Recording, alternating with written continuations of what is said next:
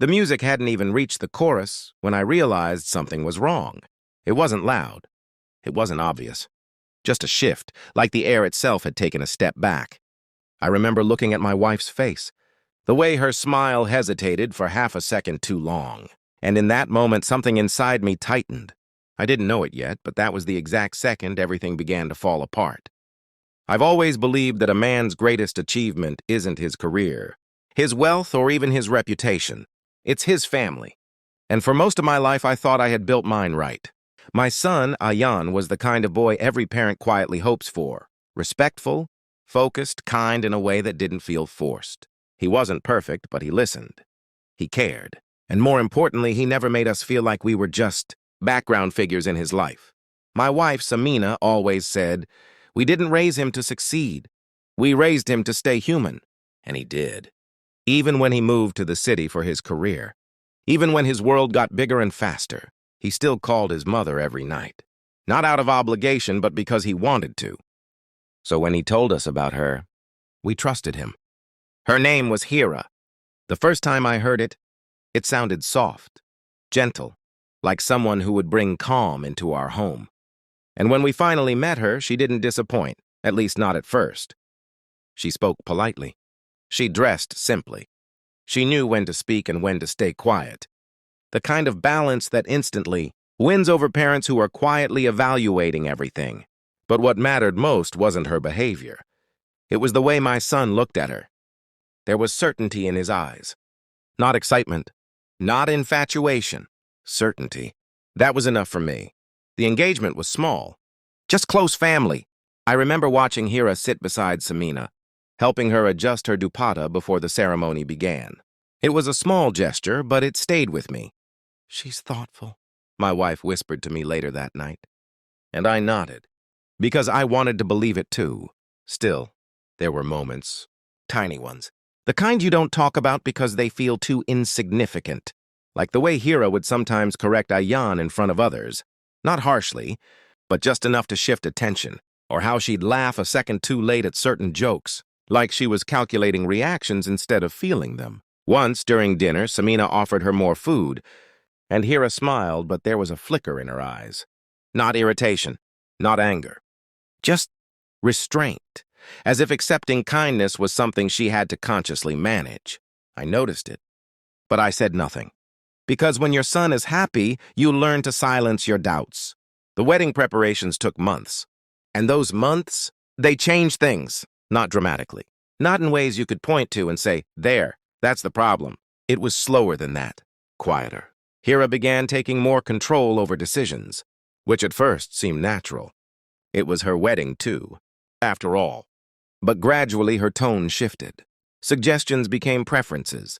Preferences became expectations, and expectations became rules. I remember one afternoon when Samina spent hours selecting a dress for one of the ceremonies. She was excited, more than I'd seen her in years. When she showed it to Hira, hoping for approval, there was a pause. A long one. "It's nice," Hira said finally. "But maybe something less traditional? It might clash with the theme." It was said casually, lightly, but I saw what it did to my wife. That small drop in her eyes. That quiet nod. That moment where she folded her excitement and placed it somewhere out of sight. Later that night, I asked her why she didn't say anything. Samina smiled. "It's her day," she said. "Let her have it the way she wants." And that was who my wife was. Someone who would give up her own joy just to protect someone else's. Ayan didn't see it. Or maybe he chose not to. He was busy, stressed, trying to balance work and wedding preparations. And every time I thought about saying something, I stopped myself. Because what if I was wrong? What if these were just normal adjustments? Every marriage has them, I told myself. Every new person needs time to fit in. The wedding day arrived faster than expected. The house was full. Voices layered over each other. Laughter, instructions, music, it all blurred into something warm and chaotic. Samina was glowing, not because of the event, but because her son was getting married. I watched her move through the crowd, making sure everyone was comfortable, adjusting small details, carrying emotions no one else even noticed. And for a moment, I felt proud. Proud of the life we had built. Proud of the people we had become. The ceremony itself was beautiful. Simple, elegant, exactly how Ayan wanted it. Hira looked stunning. Calm, composed, perfect even. And as I watched them sit side by side, I told myself again that everything would be fine. That whatever small doubts I had would fade with time. The reception was where things shifted, not dramatically. Just enough. The music started. Guests gathered closer. Conversations grew louder. I was standing near the stage when I saw Samina walk toward Hira. She was smiling, holding something in her hand. A small gift. Nothing expensive. Just a personal piece she had kept aside. I knew what it was. A bracelet that had belonged to her mother. She had told me days ago, I want to give it to her. Something meaningful. I watched as she approached Hira gently, speaking softly so no one else could hear. For a moment, everything looked normal. Hira turned toward her, listened, smiled. But then, that same pause, that same hesitation I had seen before. Only this time it felt heavier, more visible.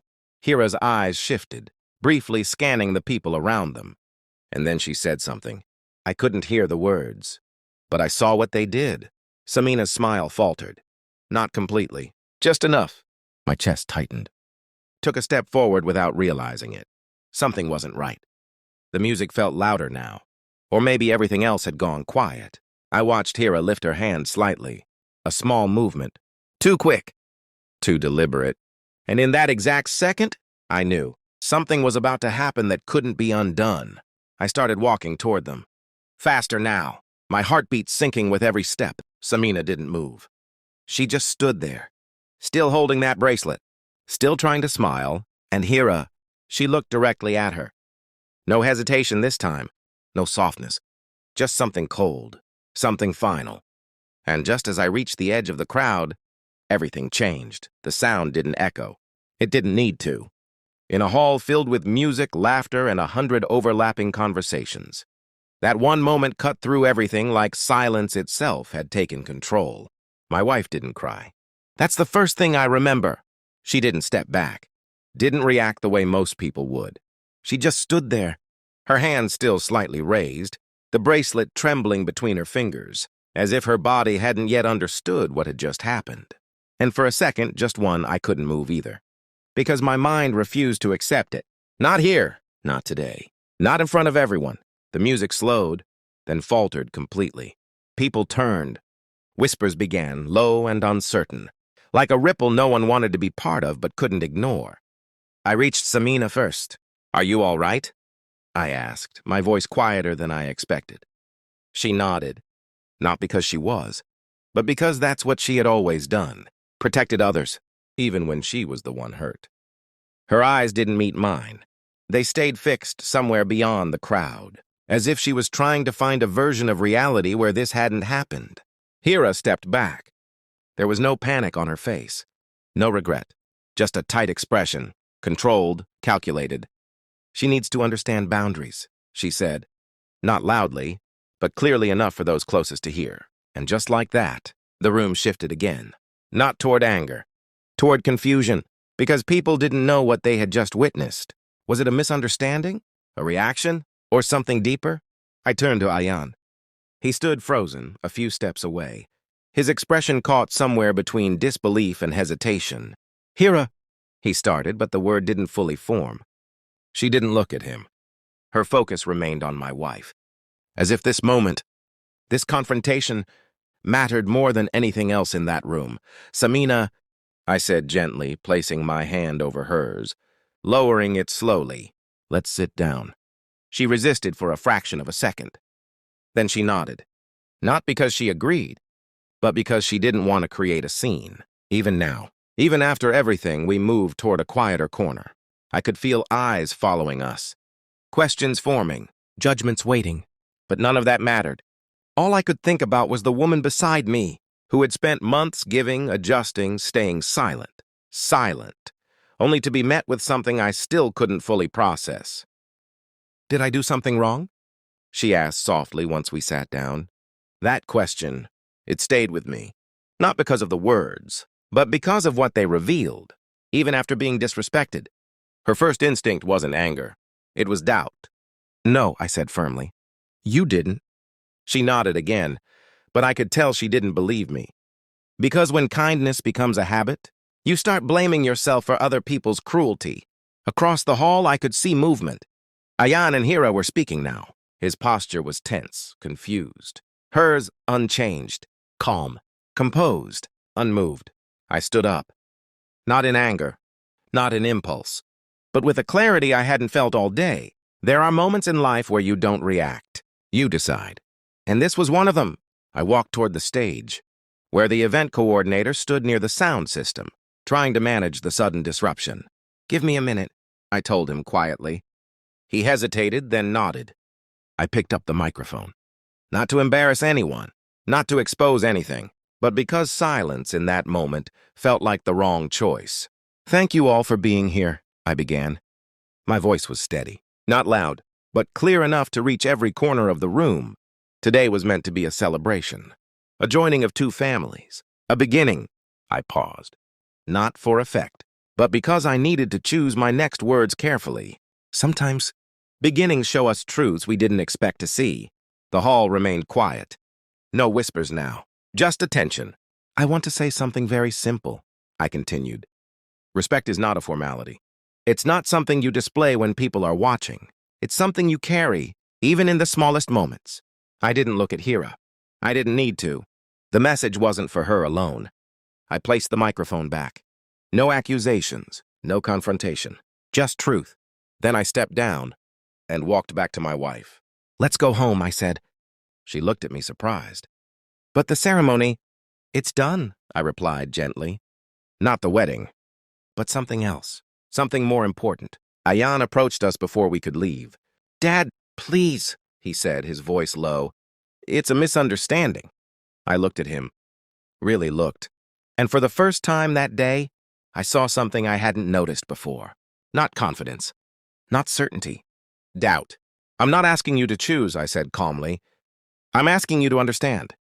He opened his mouth to respond, but no words came, because deep down, he already did. We left quietly. No drama, no scene, just a decision. That night, our home felt different.